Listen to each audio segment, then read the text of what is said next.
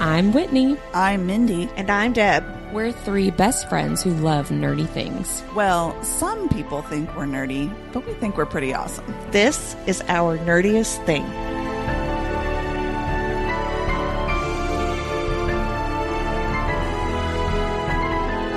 Hello, fellow nerds, and welcome to Our Nerdiest Thing. Today we are discussing That Time I Got Drunk and Saved a Demon, chapters 1 through 8, by Kimberly Lemming. You're doing great.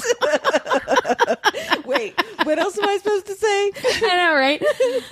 We are spoiler heavy, so please listen with care. And I'm just realizing that when I say that title, it sounds like I'm going to share my own experience when I got drunk and saved a demon. That's the title of the book, guys. I mean, the world is a vast place. It could happen. It could. I am a Maybe very not right this person. second, but you could get drunk and save a demon someday. I mean, I guess so. One you can do only get a hope. little white girl drunk, so I can.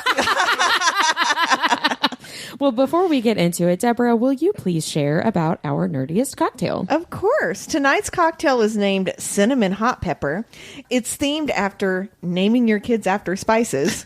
And this drink pairs well with saving the kingdom from a false goddess, short drunken nights, and long epic adventures. And it may cause one to become attracted to a dragon. I know I am. And also a werewolf. Is she attracted to the werewolf? I don't know, but he seems like he's hot. He's a werewolf. He must I be. feel like somebody's going to be What attracted about to the him. snake guy? The snake guy seems oddly hot as well. So we'll get there. I was like, snakes can like compress their bodies, so he's got that long back part. Oh my. Oh my. Mindy, have you spun the wheel of names? I have, and this week it's you, Whitney. It's me.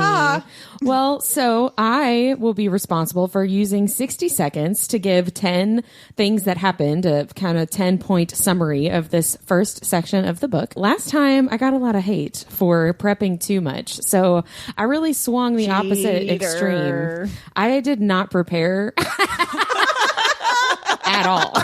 So this is going to just be something that Off the cuff. we're just going to see what happens. Tell me when to start. All right, and go. Okay, number 1, our heroine is a cheese lover. I like her already. Number 2, we find out that the goddess Maiva basically has chosen heroes that go off to do an adventure to kill demons, and maybe they'll die. It's kind of like the Hunger Games. Then we find out our heroine's name is Cinnamon Hotpepper. That cannot be her actual name, but it is, and it's great.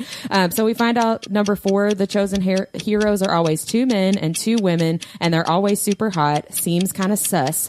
Number 5, she accidentally saves a demon that she thinks is a person trapped under a landslide, and he has fangs and chases her and tries to kill her. She escapes. That's number 6. She escapes, and we find out her brothers are chili and cumin. Ha ha ha.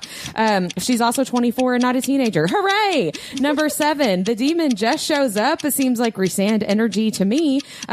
Number 8, he says that if you can break a cup and get rid of the false goddess, I'll help you. And then that's all. You got through chapter 1. Well, I think it was chapter 2. I did not prepare at all. But that was very entertaining. Well, thank you. Very entertaining. Great work. I tried to do some world building for all of our listeners, but it didn't really work out. Listeners, if you like world building, read Kimberly's book. Read the book. Yeah, she does a better job. We give you prompts a week in advance. Read the book. I did read the book, as you can tell by those details. Before we get into beyond chapter 1, Mindy, will you please share our nerdiest vocabulary? I would love to. So this week I got a little of this, a little of that. I only found one thing that I thought was worthy of trying to figure out how to pronounce, and it's the redheaded lady that runs the inn towards the end of this section, because I kept saying Usha. Usha. And I was horny. No, that's how the songs go. Usher. That's where. Is that what he says? Yeah, his songs, they go Ush. Which is I'm turned on. Where my mind went, of course, and I was like, that can't be how it's pronounced, and it's actually Usha. Usha. So that was the only pronunciation. I did have one thing that I wanted to sort of expand on, and it's the phylactery, which is... Yes, I was hoping you were going to do this word. A very, very interesting... I actually messaged her today to make sure she was, because I didn't know how to pronounce it, and I didn't know what it was. Yeah, Right. I don't know what it is. So within the realm of the book, it's basically, and this is also something that transcends like fantasy worlds. It's an object that becomes a vessel through a ritual that actually binds a soul of an undead. And in this book, it's a Lich. So it's a Horcrux. Basically, yes, Oh. yes. So in this book, the Lich has to feed its phylactery with souls. Is it like or lick? I thought it was Lich. I think it's like. When I looked it up, it said Lich. Lick? Okay, shit. I don't know. I said it leash. I think this is one of those that you just said how you want You know to. what? Meat toast, night toast. Kimberly's going to be on next week. We will ask We her. shall ask her. Yeah. Gosh, I hope it's leash. I'm doing It's probably leek. I'm talking deeper about the like. Can I please say like? That's what I just said. You say it I however think you we want should to, all boo. three say it our unique pronunciation. I do too. I like and that. then next week, Kimberly We'll just- can be like, actually, it's this other fourth option. Loosh. Sorry, go ahead. Phylacteries. So, yes. So the Lich has to feed its phylactery with souls to sustain the magic that preserves its body and consciousness. So there are several other things that this could refer to. Sometimes a phylactery is referred to as a reliquary, and it is a container for relics. And then relics are either the supposed or actual physical remains of a saint or religious figure. That could include bones, clothing, or objects associated with the saint. So the kind of stuff that they used to sell to like Catholics Right. and Christians in the medieval times, Correct. whatever. Correct. All right. It could also be an amulet, and that is an object that protects a person from evil influences or bad luck. So the ones rooted in folklore or paganism, they get their power from magic, but the ones that have been kind of used in mainstream religion, they get their power from being blessed by a clergyman. Two totally different things. That's like the necklace in A Realm of Ash and Shadow. Oh, it's We Yes. talked about last month. The next one is called a speech scroll. I pictured like those scrolls that you like unroll, like a Dead Sea Scroll. Yes. But it's actually a very, very cool thing. In ancient Mesopotamia, it's an illustrative device that marks speech, song, or other types of sound. So basically, this is the precursor to the modern day speech bubbles that we use in comics. Oh. But there were some really cool pictures. And the one, the European one, it actually looks like a little scroll coming out of his mouth with like little figures and Are you stuff sure on it. that's not like cigarette smoke? Or? No, it looks like a real scroll. Now the other one, the Mesopotamian one's looks more like a question mark. So that was a neat one. And then finally, a phylactery could also be called a tefillin. And this is a set of small black leather boxes with leather straps that hold parchment scrolls that are inscribed with verses from the Torah. So they're worn by adult Jews during their weekly morning prayers. You start talking about leather. I know was what- gonna say it sounds kinky. So I'm going to say, for purposes of this book, this is really a reliquary. Yeah, that's what I would say. Right. So I did look up real quick how to pronounce like. So there's two things that go against each other. So because there's an English pronunciation and there's a German pronunciation. So at dictionary.com, it's pronounced Lich. Oh, Lich. The German pronunciation is like. Okay. Lich or Lich. like. Lich Okay. or like. I'll probably go with Lich. But also, Kimberly could pronounce it completely different. Yes. This So is true. I'm going by like, because that's what I've been saying We'll in my just head. keep calling it a leash. Well, thank you for all of that phylactery knowledge.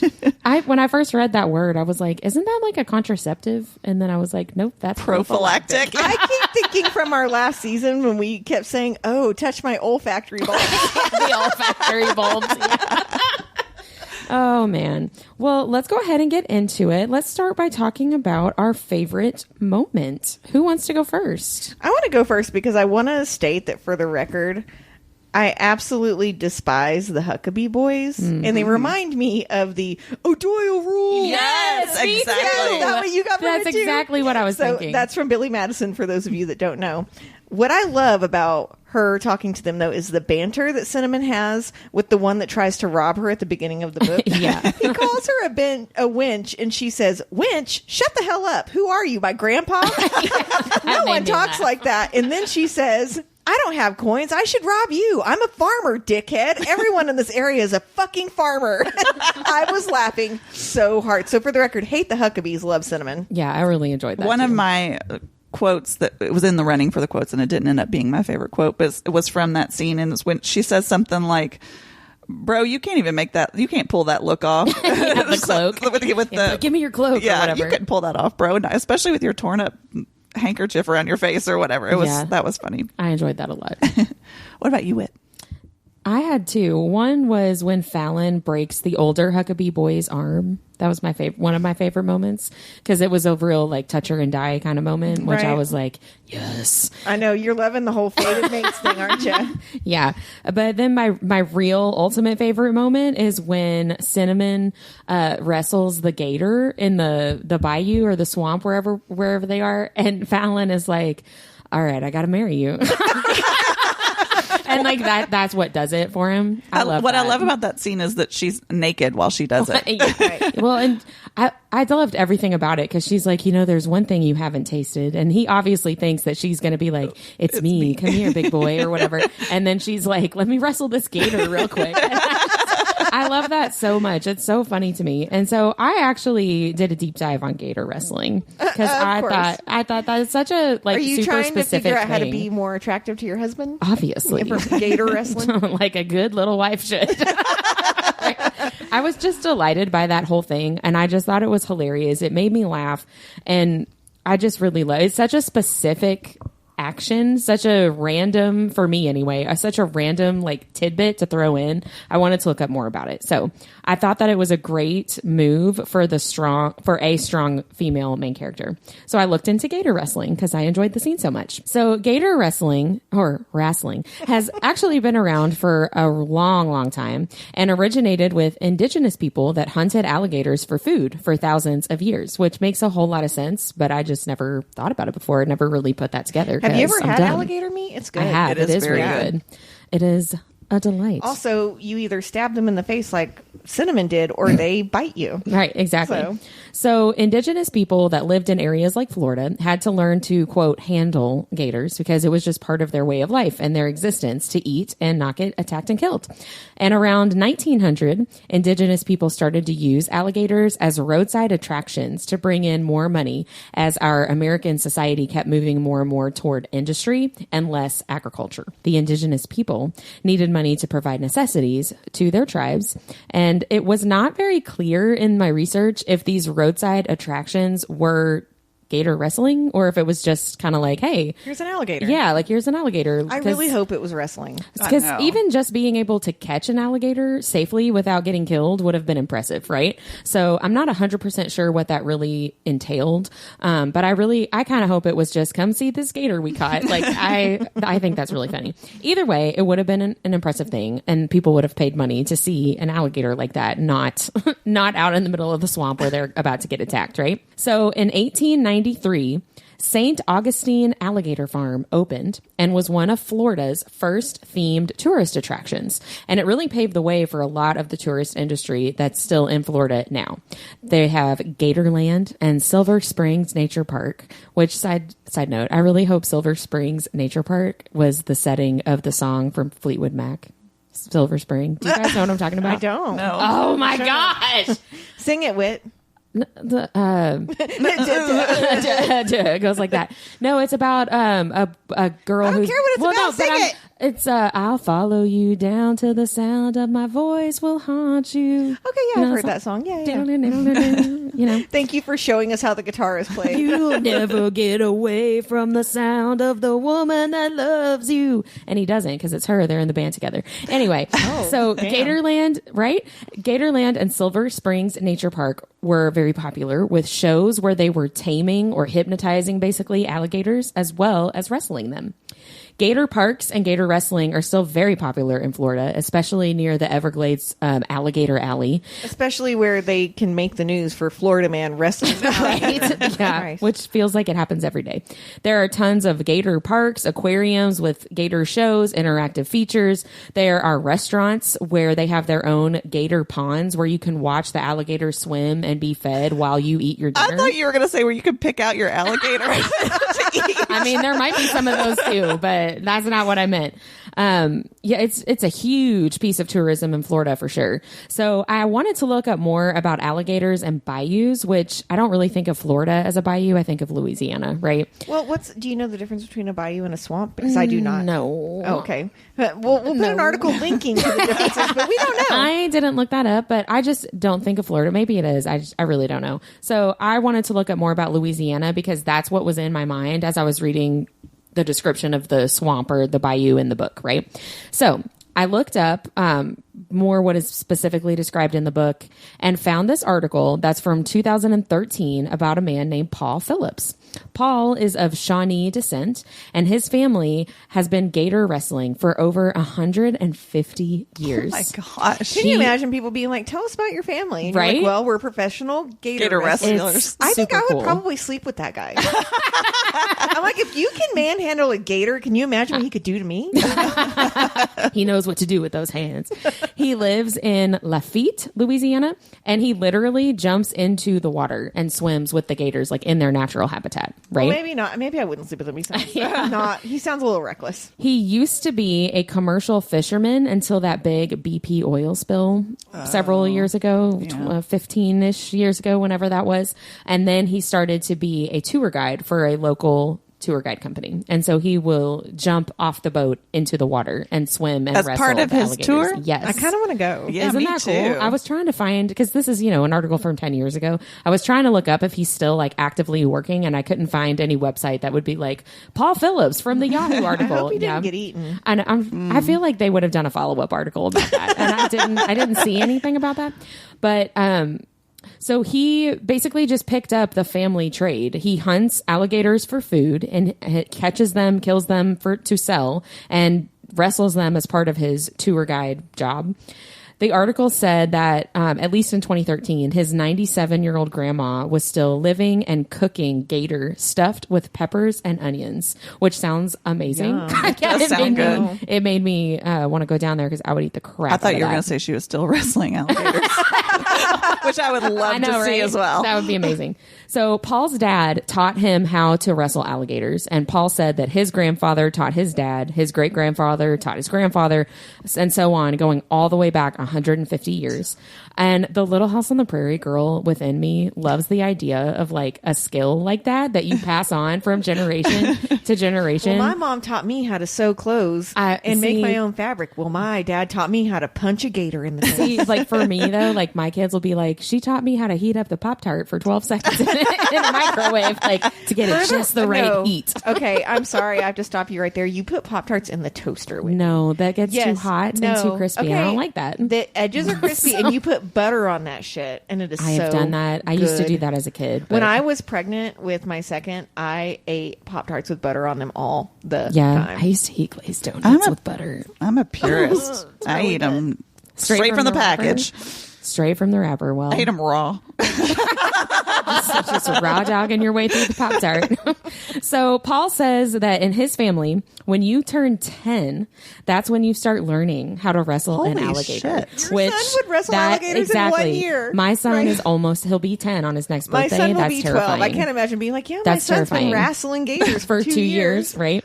So My son's 17, and I can't even imagine him getting know, near right? a gator. there's no way. He'd be like, bye. So Paul says all he uses is a 3-inch hickory knife and calm, and that those are the only two weapons you need, which Okay. I kind of love. Yeah. I have never had the calm weapon a single either. day in my life. Especially not around a gator. I'm talking on like the day to day, like even mixing cocktails for you guys, not calm. Like, What if they hate it? thank What you, if they hate anxiety. what if they hate my cinnamon hot pepper cocktail? What am I going to do? So this part of the article made me laugh a lot because there's like an intro of like, this is who this man is. And then there's a Q&A between the reporter and and Paul. And it said, it made me laugh. It said, the reporter asks if the alligators try to attack him. And he says, and I quote, "Yes, they're alligators." Like, He's like, Duh. you dumb fuck. It made me laugh so much. I thought it was so great. So at the time of the interview, so 10 years ago, Paul says that he had never been bitten, but had been taken down one time in a death roll where basically an alligator gets its jaws on you and then rolls itself over, rolls you under to drown you in the water, basically. Oh, it's so terrifying. he was in a death roll, but the alligator caught his pant leg and not his actual body. So the cloth he was able to tear it away and ended up breaking his arm, getting out from underneath the gator and like back on the boat, I guess, or onto the land or whatever it was. Can you imagine the people on that tour? I mean, I would die. Hopefully he Traumatized. was just getting dinner that time and not on a tour. Right. So can you imagine just being him for a second and how terrifying that must have been? And I was thinking about that, trying to stay calm and think about like, what do I need to do to save your life right now? And I decided that I would just be Nesta in Silver Flames when she's in the bog of Urid and just be like, this is it. This is how I die. Like, let me wet my pants and then let me drown. That's it. Yeah. Let me wet my pants first and then let me drown. The good news is no one would know you wet your pants. That's true. Well, yeah, because exactly, it'll wash it all away. So the only thing that had happened to him at this point in his life really was that one death roll that he was super lucky to get away from and broke his arm. That's I it. guess like, if that's your like crazy. legacy and that's all your family does, Isn't that crazy? If anyone knows if this guy is still around, please message us. Yes. I really want to know. So Paul says there are 2 moves that he likes to do as part of his gator show, so to speak, that really freaked me out. So the first one he calls the Cajun lawn chair, where he lays on the gator. So his back is on the gator's back, and he just puts his arms behind his head like he's relaxing at the beach. Well, I mean, I guess the gator can't get to him like that. I guess so, but I'm like, But maybe no. that's also why you got your pants caught. Right? No thanks. So the other one is called the death head, which his own dad, who was a gator wrestler, is like, no, that's crazy. So he opens the gator's mouth with his hands and then like sticks his head in. So a gator's jaws are incredibly like, strong. Yeah. like tons of force. It can be, yeah, and that's why his dad thinks it's crazy. This gator's just his friend. He's like, hey, I'm going to be here at noon. I know. Don't bite I'll me. give you some like special treat or something. I don't know. Crazy. It's crazy.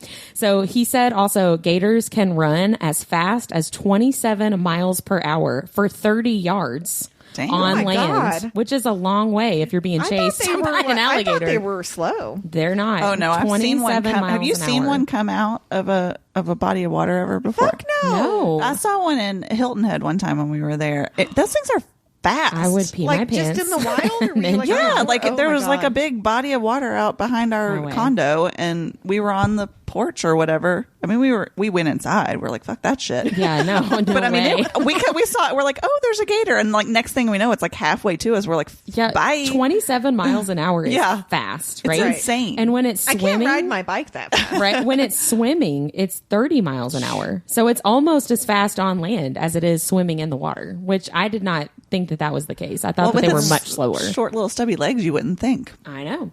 So, finishing this deep dive out, I wanted to leave everybody with this piece of advice that made me laugh Don't put your again. Is this from Paul? This is Paul's advice from this article. The reporter asked him what should you do if a normal non-gator wrestler person encounters an alligator like out in the wild, and he said run and at least outrun the person that's with you. It's like, Paul, Shit, I'm toast. You are a legend. You are the moment. Thank you so much to Paul. So I can't imagine being like, bye, Whitney. See ya. I really you want to snooze, have you lose, Paul bitches. I want to have Paul on the podcast now. Right? I know. I tried to find him, but I would have had to do some real like super creep internet sleuthing, and I was like, I'm not going to do that. But anyway, I love and that. we'll link that article, right? So people can go read it. Okay, Yeah. cool. Because I want to read it. Yeah. So that's gator wrestling. Good job, Cinnamon. Thank you so much. I really enjoyed that article a lot. Well, So. switching gears to my favorite moment, which I don't know, I guess it's very different. My favorite moment is when Fallon's trying to scare Cinnamon by like going, ooh, what's that? And she's like, what? I like that. And then he tells her like scary stories about, this hungry man or whatever. It's like he's a 12-year-old boy in a big, scary demon man body. 100% he is. But his story of the hungry man kind of made me wonder if that was a real legend or not, or if it was just something he made up. And I actually did not find anything on like a hungry man ghoul like he was describing that couldn't discern between food and humans. But I did find a very odd story about a hermit known as the Mountain Man or the Hungry Man. Oh no! Like a real life person. It's But not. like for real. It's not anything like you think it's going to be. Okay, good. So in Don't rural, eat people, friend. yeah, no, in rural Maine, he was called the North Pond Hermit or the Mountain Man or the Hungry Man. They called him several different things. He was blamed for. And he actually did several break-ins over 27 years. Like he would steal everything from food to batteries to paperback books, Playboy magazines. I wouldn't be mad about the plate. He actually, I get think, that. he took a mattress one time too. It's fine. Right. He actually stole a mattress one time too. But he mattress? yes, but he was a very considerate bandit. You don't know what anyone's done on that mattress. You don't know if they pissed themselves. You don't know. I'm just thinking handling a mattress as one person without getting caught. That's what I'm like thinking, stealing like- it from somebody's house. I can't even Also, like 27 times. Why couldn't we put him in jail after like 3 times? This is 27 years. Right. Okay. So That's worse. 3 years. Yeah, that's worse. Why did he get to keep doing Well, it? here, let me keep going. I'll tell you. So he eluded. Keep listening. Keep Deborah. listening. No, he eluded capture for all those years because he was that smart. But he was also a considerate bandit because if he had to like take a door off its hinges to get a mattress out, I guess he would like take the time to put it back on.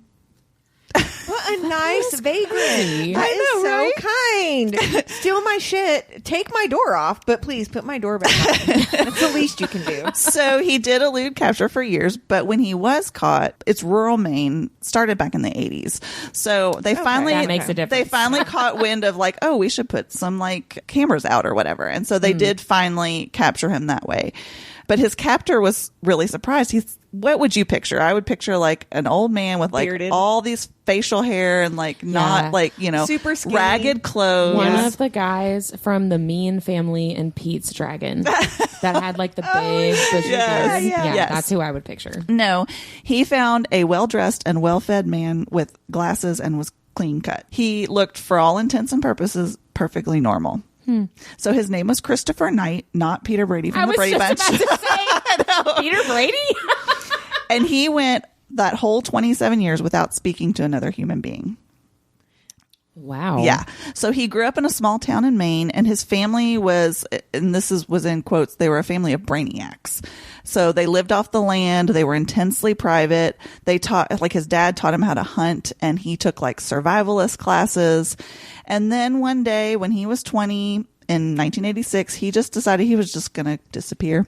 Wasn't going to tell anybody. He just left. And his family, I'm getting like serial killer vibes. no, his family never actually filed a missing persons report. Like basically they were like, oh, he just went off on an adventure. Well, if you don't want to live on the grid, though, you wouldn't file a report. Usually, Yeah. people that True. live off the grid, That's true. They didn't don't want trust law the enforcement. and they don't want the attention. Maybe on they them were at all. kind of like doomsday prepper style Right. people. Well, I mean, you it just know? seems like they were like, well, he knows how to do all this stuff. He'll so be fine. yeah. Also, maybe he kept like stealing their shit, and they were like, "Oh, good no, riddance." bye. Taking the doors off and putting them back on. Oh no, we don't see you leaving. Don't go. So when he was asked why he chose to do this, he said, "It's a mystery. I just did it." Sounds like he has like a. This is bizarre. compulsion. He's Yeah. a little bizarro. He also killed people. He did not actually, but he would mostly Allegedly. just. Yeah, well, that's true. He Sorry, would mostly. I'm joking. If like his family member ever listens to this, I'm just kidding. For the record, I'm sure they don't care. They live off the grid. They're not listening to a podcast. we're the only thing they listen to. So he would mostly just break in and steal things starting before Memorial Day through Labor Day. I guess that was like the time well, when the people would polls be are out open. there. It's time to, But the reason he gave was to avoid leaving footprints in the snow so he wouldn't be detected. Well, that's smart. Right? Well, so the snow melts. he basically like hibernated during the months between. That's when he was Yeah. doing his Do killing. you think he's a bear shifter? Yeah, he actually lived in a tent as well. We read too much fantasy I literature. Well, he probably was a bear. He could blend in if he was a bear for the wintertime. I mean, hey, it could work. He admitted that he didn't really take pleasure in the stealing, and he also admitted that he deserved to be arrested for it. So some of the victims of his break-ins actually started, like, they assumed it was just like some guy that was just hungry or whatever, like a hermit or some, like, not Okay, he threatening. wasn't that good of living off the land. If people and were hunting, like, if they put food out for him. So no, they did. But no, listen, this is the best part. So they would leave bags of food out on the doorknob for him, but he wouldn't take it because he assumed it was poisoned. Oh my God, this guy! So, I know. Oh, So he man. spent 7 months in jail for this. I hope he also saw like a counselor. Well, he had Yeah, to. because men went to therapy back then. didn't he? yeah. He had to share a cell with another inmate, and he reportedly actually asked to be put in solitary because he didn't want to be around another person. I know. That makes me really This, sad. this guy did need to see a therapist. Well, yeah, so like, through some shit. It does stuff to your brain Yeah. when you don't talk to people. But and he don't have really interactions. wanted to do, like, that's Right. like, he literally that's what he wanted. wanted to do, and he's actually, like, wishes he could still do it. So he also had to pay a $1,500 fine in restitution, but he considers his greatest punishment to be re-entering society. Wow. Yeah. So there is a book written about this, if you're as fascinated as I am about this man. It's called The Stranger in the Woods, The Extraordinary Story of the Last True Hermit, and we'll link that in the notes. It's by Michael Finkel. Good job, Michael Finkel. Yeah. I'm very you know what curious. I'm thinking of? Ace Ventura. Isn't it Ray Finkel that he kicks the fuck, I don't watch football. What's the thing where they kick it through the bars? What is that called? The field goal? I'm a fucking artist. I don't know. You know what's funny is we'll get back to it later. One of my nerdiest things has to do with football, so that's funny that you bring that up. Anyway, I can't wait to hear about it. Really a bizarre story, Right. Like, not at all what I thought I was going to find. No, But still very- I He do definitely get, has serial killer vibes. yeah. Yeah, he definitely. You have to go and look because the pictures of him, he looked. All serial killers look pretty normal. I know. Well, most of them do. Yeah, some of them looked kind of Looked like what we thought this guy looked like. yeah, like the bad guy in Pete's Dragon. Right, exactly. Who was the reason I was afraid of beards, but that's a story for another day. I was. Fantasy movies failed you as a child. I did still love the movie though. Yeah, it's a good movie. Just not that part. Okay, so That's really that's a good story, Mindy. Good job. I'm fascinated by it all. Now I really need to know what your least favorite moment was. Like, What mine was? yeah. Mine's the dumbass Huckabee boys.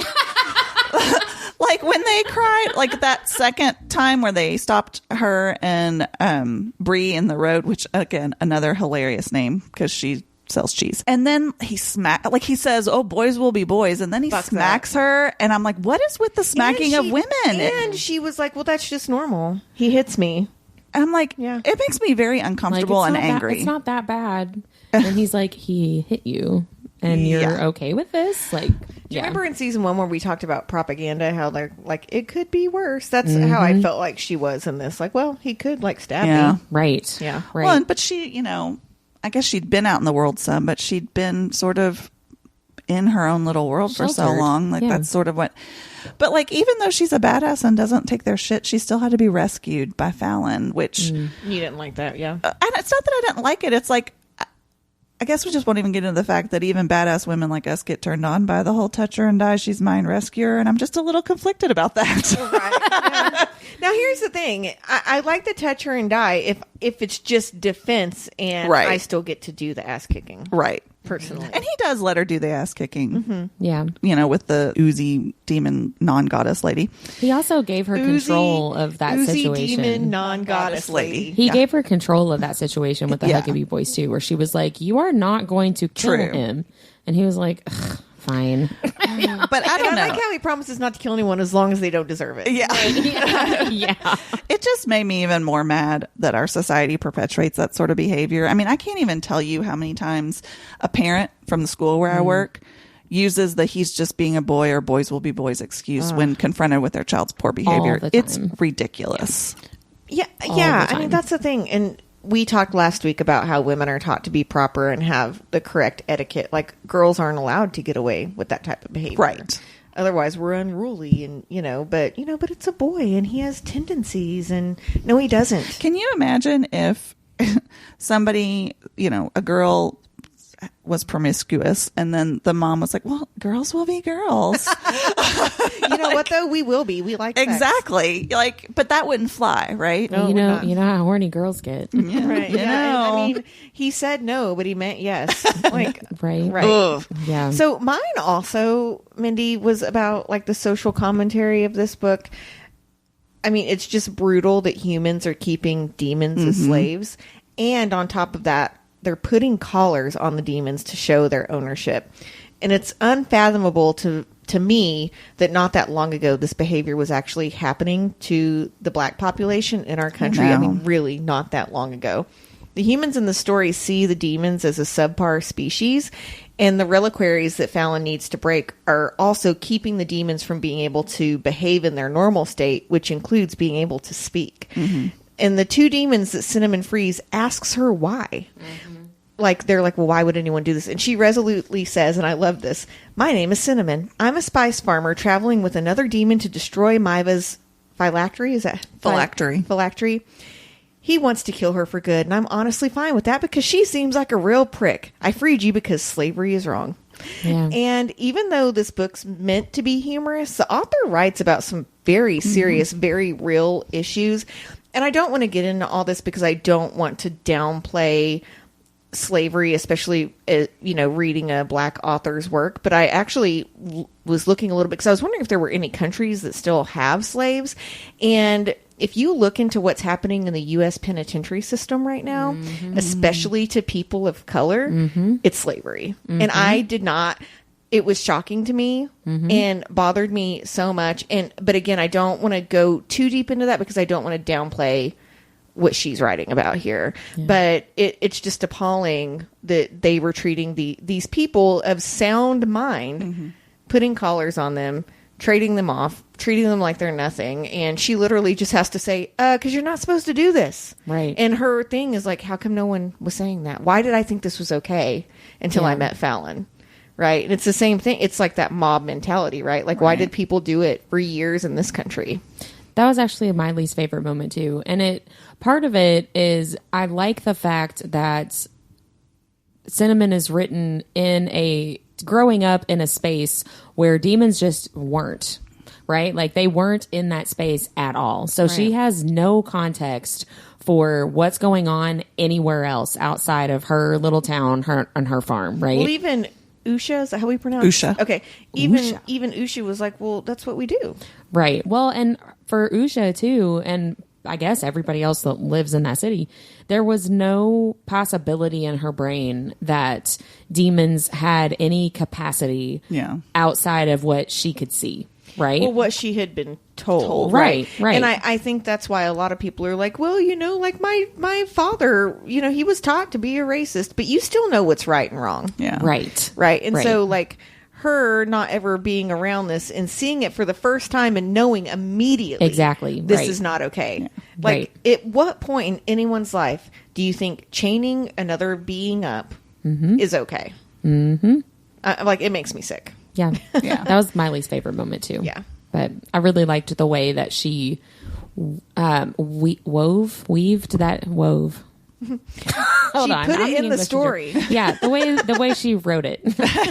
No, I liked it a lot because I've enjoyed reading this book a lot more than I thought that I might because I thought it was silly rom-com. Exactly, it's a very deep book. I thought that it was going to make me like maybe chuckle and roll my eyes a lot, but it is so much more layered than I expected it to be. And it's so much, even the silliness, all the names, the fact that her horses are Smash and Crash. I know.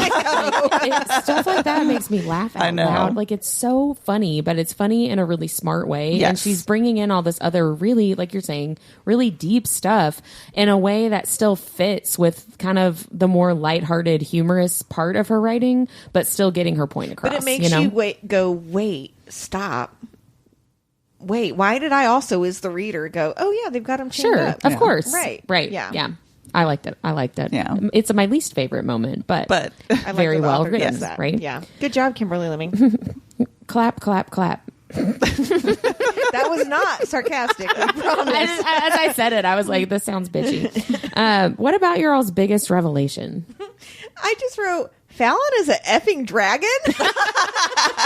Like, he literally turns into smoke and metamorphosizes, if that's the right word, into a large lizard creature that can fly. Yeah. And I think the bigger revelation for me was with all the monster romance going on around TikTok, it makes me wonder what his dragon peen is like. And I know we're probably going to find out because everyone starts to call Cinnamon Mrs. Dragon. I know. I love that. And they were like, well, we're sticking next to you because you're obviously his mate and he's not going to mess with you, Mrs. Dragon. Yeah. Like, I was laughing so hard at that. I liked that a lot. I wrote down for my biggest revelation, just like all the names. I just thought they're funny. They're just really, really funny. And they're very clever. Like when she said her name was Cinnamon Hotpepper, I was like, no, that's not. And then her really. brother's cute. And then I was like, oh, that is for real her name. And it's just funny. And it's they clever. sell spices. It's funny. Yeah. I enjoyed also that. love that Cinnamon is what gets him out of his That was one of my revelations. Basically, the spice is what turns out to keep him calm, or any of the demons calm. Yeah. I like that sort of layer. She, as a person, is a calming force for him as well. Yeah. So that was a sweet thing. Sweet. And then my other one was just the kind of obvious that Maiva wasn't actually a goddess, but a big pile of ooze. She's actually a like, which I'm going to talk about in a second. So, and why she's like that. Why she's like a like. The like. Why the like is like that. Is like that. What about spicy scene? What did you guys like about the spice? Okay, so nothing actually happens so far in the book. Mm-hmm. But as the readers know, Fallon asks Cinnamon how he can win her hand, and she gives him an arbitrary amount of points that he must earn for her favor, which happens to be 1,000 points.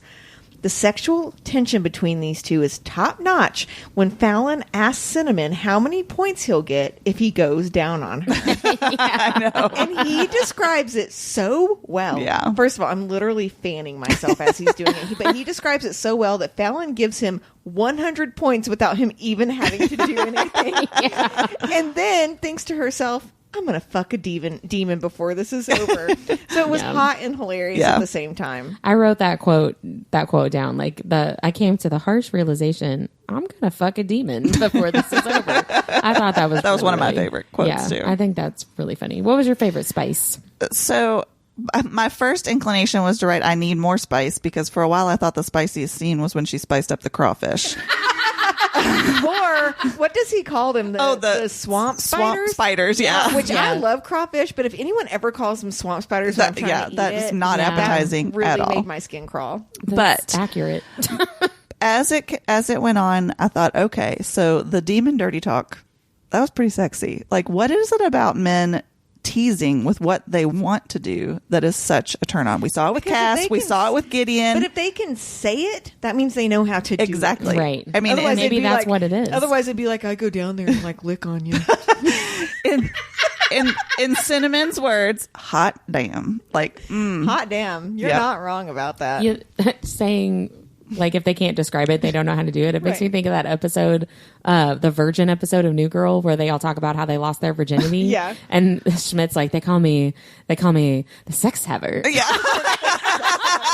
It's like, you clearly have no idea. Poor Schmidt. Man, that poor guy. He's so funny. He's my new girl MVP, because I know we're about to talk about chapter MVP. Yeah. Schmidt's my new girl MVP.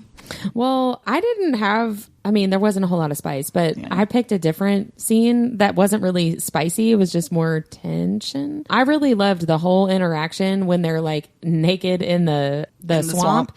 Right before the wrestling? Yeah, right before the gator, and then right after too, where he's like, well, I mean, we're going to have to get married now. Now that I've seen this. You're naked, and you just killed a huge animal. You're funny, you're smart. I've already protected you. Your cinnamon helps me. I can see your body, and you can wrestle gators. Yeah. Like, I just enjoyed that scene so much. It's not really spice, but I really I don't know. They made. Go ahead. I was just gonna say they also made washing hair super sexy. Yes. Okay, that's what I was gonna say. So there was a really tender moment where he takes her braids out. Yes. Right? Because I'm envisioning that she probably has like very tight, like cornrows or something. And those are also hard to get out. And you have to be very gentle. And the fact that you've got like this 7-foot demon with horns, like, with massive hands, probably. Right, taking your braids out, I think is really sweet. Yeah. Well, and also the context of she got grabbed underwater by the same creature that killed her sister. Right. And I actually, I'm hoping that comes up again because I want to talk more about that black dog lore. I know. Yeah. But I'm like, we can't have a 4-hour episode. No, But I think her sister comes into play in a big way. I hope so. Yeah, I think that would be. It's one of my hypotheses. Well, so then let's go into chapter MVP. Who did you guys pick? So, I mean, it's Cinnamon, hands down. Like, she overcomes her fears of leaving her village. She braves the sludge bitch, kills her by smashing the goblet. She agrees to help this demon and then do it again 3 more times, which, by the way, was hilarious that he didn't realize that they weren't done. He was like, what do you mean more temples? What? She carries an entire pantry in her skirts and can cook delicious meals. She's sassy as hell and is freaking hilarious. Yeah, I said Cinnamon for all the same reasons. Okay, so I also said that, but I put she cusses, she's always horny, and she drinks. She might be my soulmate, and I'm so sorry, Mindy. You've been my soulmate for a long time. But until you start wearing skirts with hidden pockets that hold entire bottles of tequila, Cinnamon just has you beat. So this part actually has my favorite quote, too. Fallon says, hold on, did you just pull an entire bottle of liquor from your skirt? And Cinnamon just answers yes, like, why wouldn't I have a full bottle of wine in my pocket? Right. I want this skirt. I need you to read this line in my notes. What's it say? Oh my God. Mindy wrote, did she model this character Sass after Deb? I mean, literally, if I was like on a farm, I would be this person. Yeah. 100%. I'd be like, well, no spider or swamp spiders and alligator can be good enough without honey wine. Hold on, I've got some in my pocket. Yeah. Hey, you know what though? I make sure that everyone has a drink in their hand. You do. You're the hostess with mostest when it comes to that, for sure. Did you have other reasons for Cinnamon Wit? I mean, just she is the ultimate badass. Yeah. Right? Like, I don't see at this moment anyway the same kinds of poor decisions or naivete or selfishness that I've seen in some other main characters. Right now, there's not anything that I like don't love about her. Right. You know what what you I mean? see is what you get. Yeah. I like that. I really like her. I really, really love the fact that she is 24 and not a teenager. Like, I God. love that. Stop it, you guys. so Stop much. it, authors. They do not need to be 18 and 19 years old to do this shit. I love that she's in her 20s. And I just read an arc and realized the main character was 27. And I was like, so I'm like, whew, I'm reading 2 books right now where they're in their 20s. All right. And I'll be on. I'm reading a book right now where both the characters are 21, and she and the book is written very well. Where like they have like amazing sex, but I'm like, no 21-year-old man knows how to do that. No. I'm sorry, not the way that he does it. They don't. That takes years of experience. So I want to flip it though and talk about favorite secondary character. Can I go ahead and do that? Yeah, go ahead. Okay. So for me, I'd have to say, or how are we pronouncing? Is it Maiva? Is that what we're saying? That's what I would say, Okay. Maiva. So her character holds such an interesting piece of lore that isn't in very many books. The like. That's what I'm calling it. The like. Okay. So Leash, yes. according to this book, the like is an undead sorcerer who specializes in necromancy. The book explains, and I quote, "The one you call Maiva used to be a powerful witch, and she used that power to put her soul into a phylactery." I'm going to call it a reliquary from now on because we know that's kind of what it is.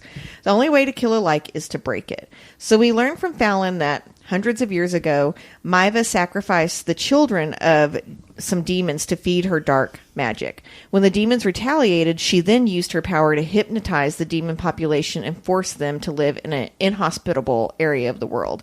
Then Maiva declared herself a goddess and convinced the human population that they needed to guard the pieces of her heart in exchange for her safety against the demons. Great propaganda, right? Oh, yeah. So in the fantasy geek world, a like can be used as a general term for a corpse, but sometimes the creature is a result of willful transformation, like Waiva was. The difference between a Lich and zombies is that a Lich retains their intelligence and their supernatural abilities. Lichs typically are trying to achieve immortality, just like our friend Maiva, by creating a soul artifact, and you said it perfectly earlier, Whitney, it's a Horcrux. So Yes. if you are in any kind of bookish fandom, you know what a Horcrux is from Harry Potter. And if you think about it, Voldemort is a Lich. Yeah. Oh, yeah. 100%, Yeah, he definitely is. Right. So we know that unless all the pieces of the soul are destroyed, we learned this in Harry Potter, a Lich cannot be permanently annihilated in any way.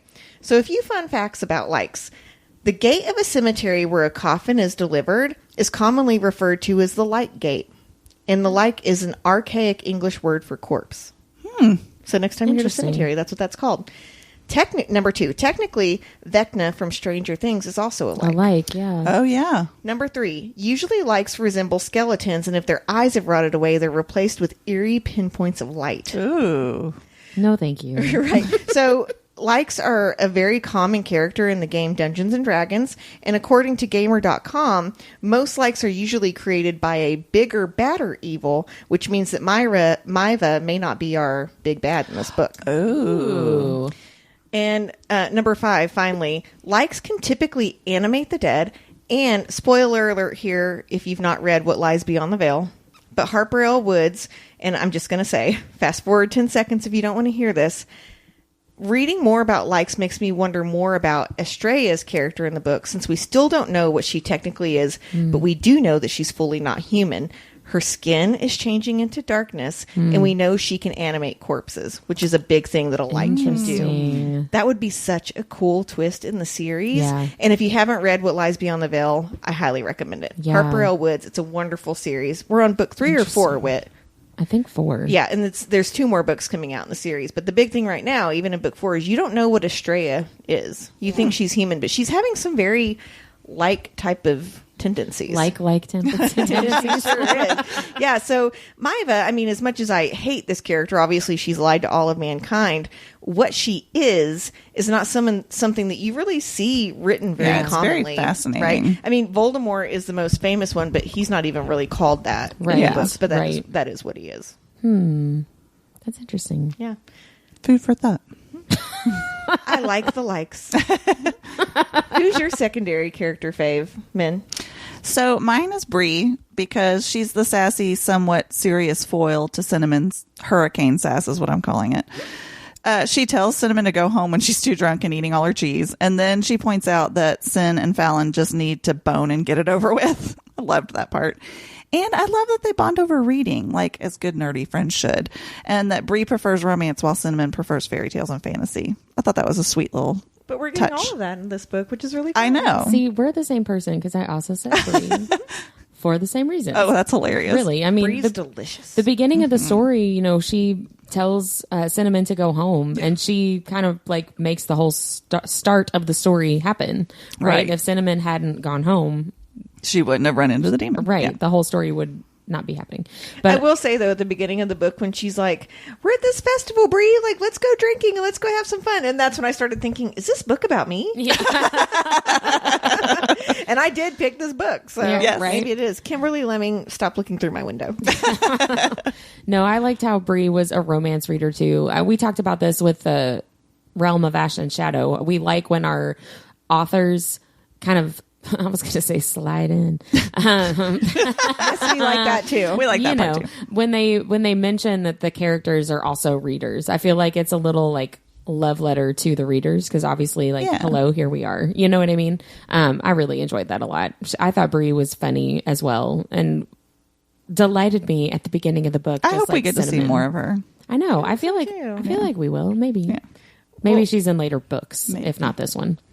Wait, I already said what my favorite quote was. It was the entire bottle of liquor in your skirt. So, but I want to know what yours is. Mine is from Fallon as well, and it's after he tells her, explains about Maiva, and she's not really a goddess. Like, here's what's going on, and he says to her, "Don't you just want to go feral?" I loved that And like too. encouraged kind of that darkness and anger of like, really think about the information that you have right now and really feel Yeah. the feelings that you need to feel. And I just really enjoyed that a lot. Also, probably because I can relate to that. Yeah. Don't you want to just go feral? Yes. Yes, Sometimes, most days I do. Sometimes I do. Right. I really I've never liked that. had the guy, the gator wrestler says, never had that "Hey, calm." It's calm, not calm. No. Ever. Right. No. What about you, Mindy? So mine was something that Cinnamon says, only I wasn't traveling with a hero. No, I was the lucky sucker saddled with a villain. And then further on in that scene, when he's ashamed of doing the killing, she says, maybe I wasn't traveling with a straight villain. Perhaps he was just villain adjacent. I could work with that. And I just love that take on morally gray. Yeah, I like Villain that too. adjacent. Villain adjacent. Yeah. Describes a lot of our favorite. Yes, it favorite does. characters. Yes, it does. It really does. What about questions you guys have moving forward to the second half of the book? My biggest question is, what's up with Fallon's mom, and how did she earn all of those red skull tattoos? I want to know more about that, because I'm what I read into it is like it's like prophecy stuff, right? Yeah. So I really want to know how her mom earned those, what her role is in the story, because that's too big of a tidbit to put in for it not to come. Cinnamon's mom? Cinnamon's Yes. mom. Oh, Yes, okay. sorry. I also want to know what other supernatural powers Fallon has, because he turned into a dragon, for crying out loud. Right. And then my big thing is I want to know if all of the demon slaves will be set free, and if so, what type of classism issues and bias they'll still have from the humans. That's a big thing for me. Yeah. What about you, Mindy? I also, one of my questions was about Cinnamon's mother, and like I said Fallon's mom. I meant Cinnamon's That's mom. what Sorry about that. I wasn't trying to be like a jerk, but I was literally like, Did we don't- meet I know, Fallon's like, I mom? literally, No, I we don't did not. remember anything. I about didn't even. Fallon. When I you didn't. said that, I was like, oh, I said What's funny Fallon. is I didn't even realize that you said Fallon. So yeah, like she has all those tribal tattoos, and there's a history with the past of her tribe. Like she was a warrior woman who teamed up with a werewolf to fight off a kraken. Badass. And why does Fallon seem to favor her as someone worthy of revering? That was Ooh, that's a good that was an point. interesting That's a twist. good Like, what does question. he know about that Yes. past? Yeah. And he does almost like worship her. Yeah, in a way. yeah. Like you're someone. he that, like- immediately sees her with the tattoos, and He zeroes in on yeah, her. But yeah. Caesar is more than an equal. Exactly. Right. And Yeah. he doesn't really like humans that much. So, Right. Yeah. It's interesting. So that was one question I had. This is a silly one, but like, what the hell have her brothers been doing all this time when they travel to these cities? Like, how did they not notice the pet demons and come back and say, you should see what the fuck I they're think doing? her point is that people, people- don't see it. Right. I guess. It's just the way that it is. It just like kind of pissed me off. I was like, they just go there and like don't pay attention.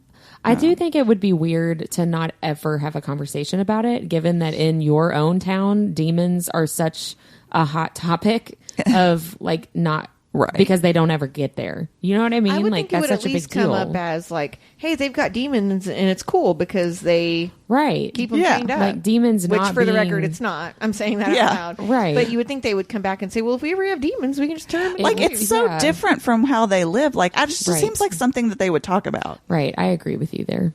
My biggest question, I think, is what is Fallon in terms of the hierarchy of demons? Because he says multiple times, like, I'm the worst or the scariest or whatever. Like, nobody's going to attack you if I've claimed this town. And I'm like, is he going to be like king of hell or like king of the demons or something? Because the fact that he's a dragon is a big deal to the other demons, it Right. seems.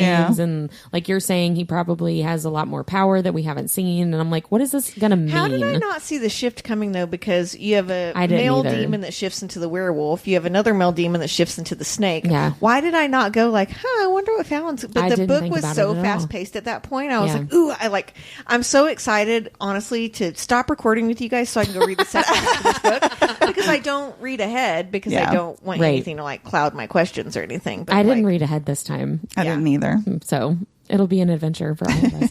What else are you guys looking forward to? Hopefully answers to our questions. I wrote, I need some spice. I need some dragon demon dick. I wrote sex. I also wrote Cinnamon and Fallon getting it on. We know where our minds are. Sex. My other one, though, was I hope that we get to meet Maiva and that Cinnamon and Fallon get to have like a super epic battle with her. It's That's more what I than would like just to like the Yeah. sledge. see. Right, Like, right. Ooh, that would be cool. Don't break my cup. That's how I envision it happening. Did you have other That's things canon. you want to see? I mean, really, it's just the sex. but also the him significance. do what he said he was going to do is what I want to see. The significance of Fallon being a dragon, being the worst, whatever that means. Like, I'm interested to see how that all plays out. Yeah, because if you're a shifter werewolf and a shifter snake, for you to be like, oh, fuck. Yeah. Right? Like, it's got to be something. I had a few little tidbits that I noticed that I thought were interesting to point out. First of all, the water dog that tries to take Cinnamon and is believed to have taken her sister reminds me of the puka from Akatar. I thought that too. Because it looks like her sister until she looks behind it. Right. See, I thought about the silver flame scene in the bog. The Kelpie? Is it Kelpie that takes Nesta? That's what I wonder that I'll have to look this up because I think, and I could be wrong, but I think a Kelpie and the black dog lore are very similar. Yeah. Yeah. I mean, they kind of were very similar things. True. And they're both in the water, too. I didn't even think about that. Yeah. That connection. And then something else that I found very, very intriguing. So when they talk about male main characters' scents, usually it's a very woodsy or citrus or some kind of like that kind of scent. Well, when they describe Fallon's scents, it's black currant and violet, which is very, very different from what, we are used to seeing. And so I did a little teeny tiny, not deep dive, but a shallow swim into like kind of what violets and black currant like represent or symbolize.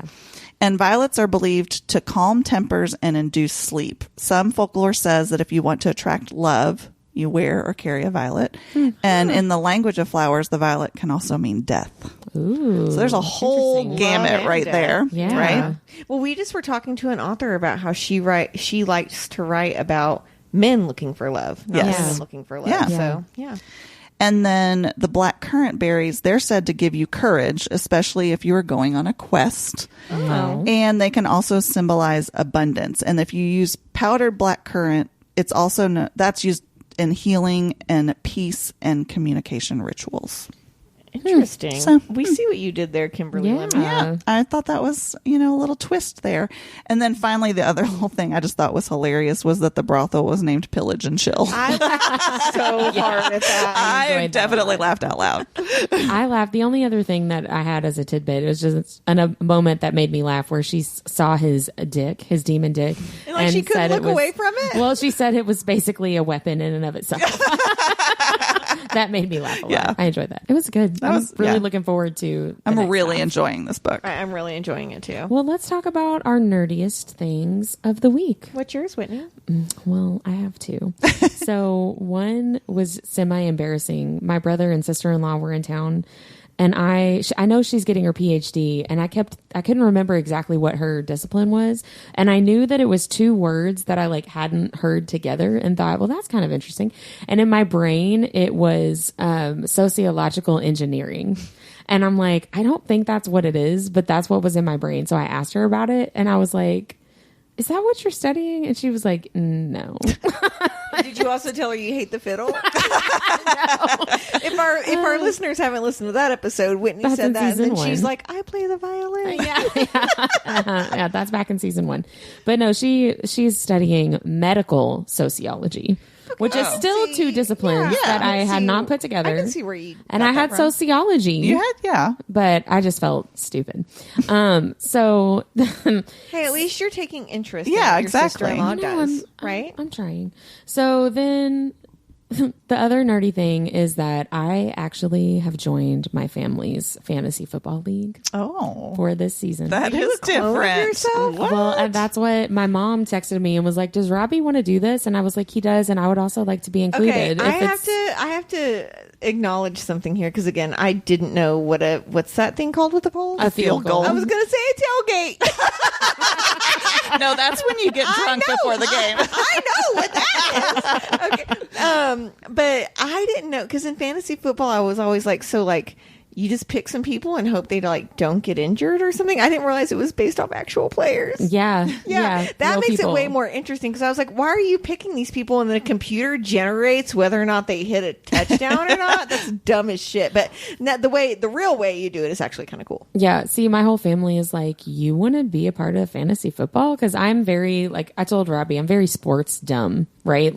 I've never been interested. I'm so smart when it comes to sports. I've never been super into it. I don't care at all all. Robbie is a huge sports guy. So when we were dating, can we point out that like during his team's basketball games, if they're doing well and he's sitting in a certain spot, he won't move. Right. Yeah, or he won't change the lighting, the volume of the television. Like, he's really intense. So I was sharing with him. This might have been last year. So this is just a very big example of Whitney being sports dumb. So there's a thing in football, for those of you that don't know, there's a thing called special teams, which is like, you're not really offense, you're not really defense. You have a more specific job, like the kicker that kicks the field goals is a part of special teams. Guys, for years of my life, I thought that special teams were like people that needed extra help. That there was some kind of like inclusivity program that football teams just. I hope they have that. I know, that would be nice. I thought that it was like a almost like a felon work program. Like, we'll give you a special task. I'm so dead serious. That's what I thought it was. I love you and so much. Right at one point, I asked Robbie about it, and he was like, "What?"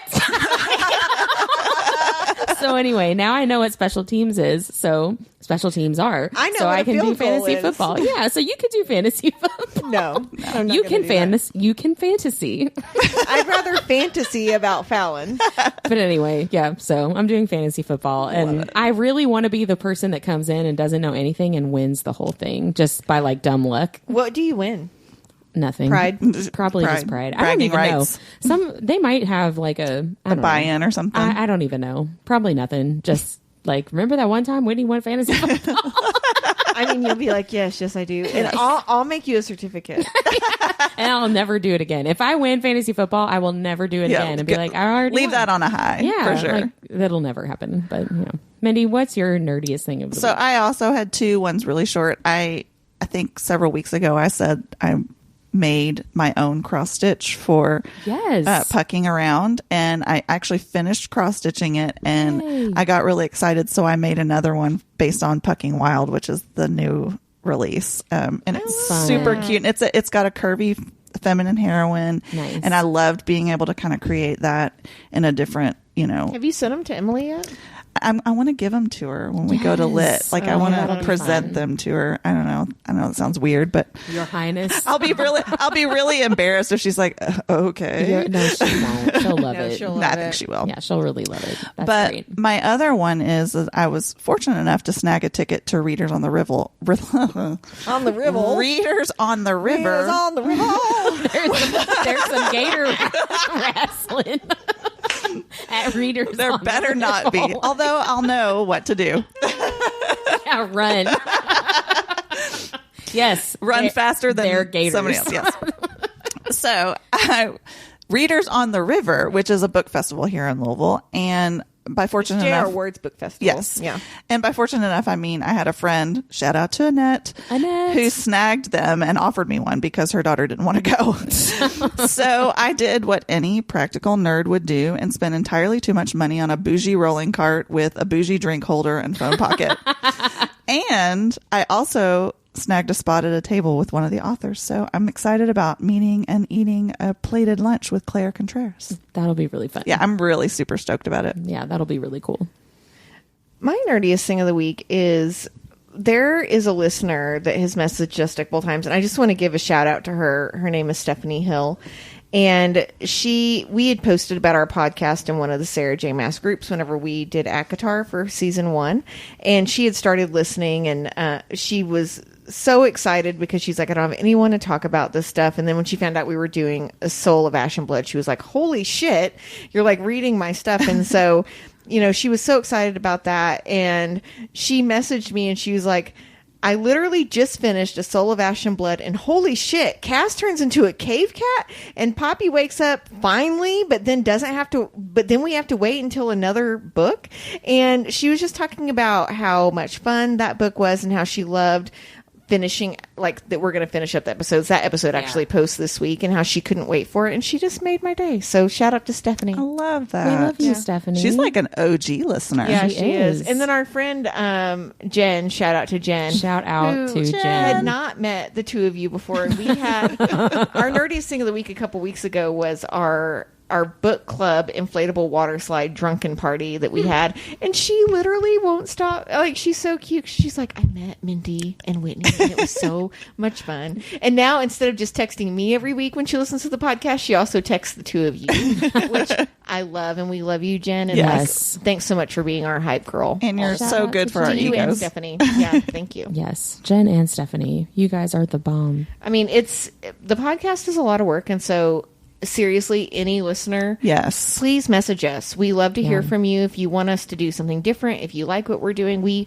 love hearing from you. So Yes, send us a message us, email us, leave us a review, give us 5 stars. Yes, please do. Subscribe and follow us. We did actually. So on Spotify, it's very similar. Like for Amazon authors, you have to have a certain number of reviews before it'll actually post your reviews. Yeah. And we finally got enough on Spotify. Yay! I noticed that the other day. Made me super Yay, happy. us. That's Yeah. exciting. Yeah. Thank you, listeners. Thanks, We love everybody. you guys so much. Well, that's it for today's episode. Next week, we are going to finish the second half of That Time I Got Drunk and Saved a Demon, chapters 9 through the epilogue. Can't wait. Yay. Oh, and Kimberly Lemming will be there Yes. She chatting will. with She'll us. be joining us. Yeah. So be sure to tune in. Bye, everybody. Bye. Bye.